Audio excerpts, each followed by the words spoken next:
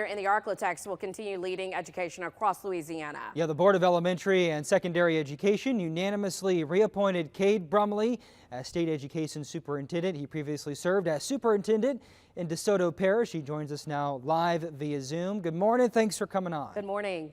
Hey, good morning. Thanks for having me early in the morning. Yeah, absolutely. Thank you for getting up. So I wanted to talk to you about your reappointment. The state's been trending up in some of the education standards the past couple of years. What are some specific things you'd like to see in your new tenure to try and get those numbers continuing to go up? Yeah, look, I'm really proud of teachers and families and students across the state of Louisiana. We have made some really good progress moving up in the national rankings, but we are nowhere where we ultimately need to be. So I remain honored to be able to serve in this particular role for the next 4 years.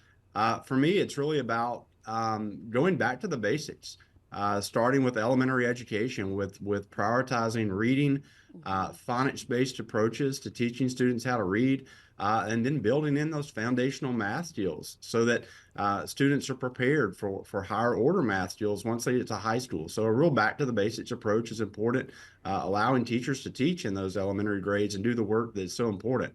Also, I think that we have to spend time redesigning our high schools so that if students graduate, say on May 15th, on May 16th, they're ready for something, whether that's going to the university or going out and earning a high wage job. We need to be very deliberate in that handoff.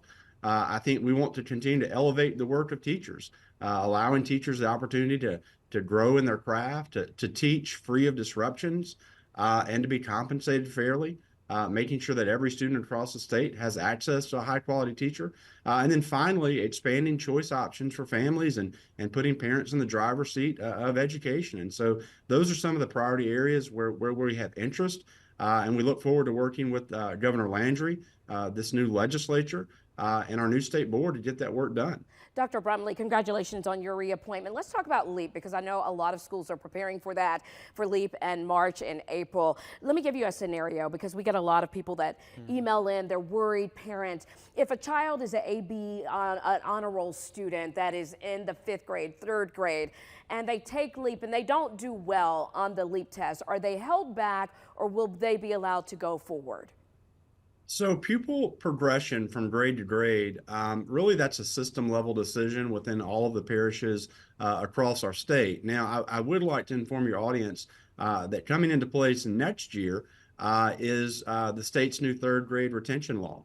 So beginning next year, 3rd graders, if they're unable to read adequately by the end of 3rd grade, they would be retained. The goal there is to make sure that we are catching kids early in the process, making sure that in kindergarten, 1st, 2nd grades, that we are doing appropriate screening on reading, informing parents of the child's ability to read.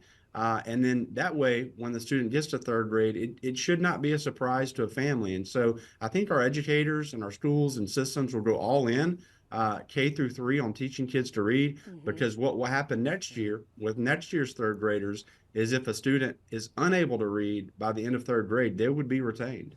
Well, Dr. Brumley, thank you so much for coming on. We appreciate it, and good luck your next couple of years at the job. Thank you. Thanks for having me. All right, we'll be right back.